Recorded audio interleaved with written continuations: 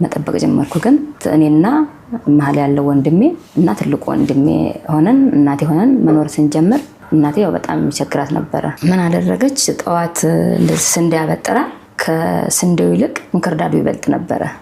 ከሰዓት ስመጣ እኔ በቃ ዝም ብላ እንደ ዳቦ ነገር ጋግረዋለች እንክርዳዱ። አዎ እሱን ሰጠችኝ። ከዛ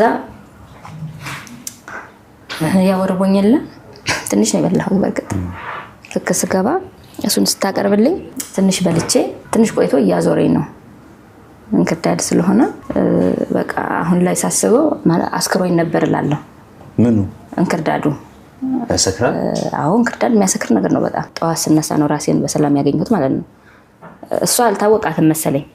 ያ ጊዜ ለኔ በጣም ከባድ ነበር። እኔ ከታመምኩት ያንን ከመብላቴ በላይ እናቴን እንዴት ብታጣ ነው ወይም ደግሞ የሰው ፊት እንዴት ቢገርፋት ነው ለልጇ እንክርዳድ የሰጠችው ብዬ ሳስበው ዛሬም ላይ ሆኜ ይከብደኛል እሱ ቃል።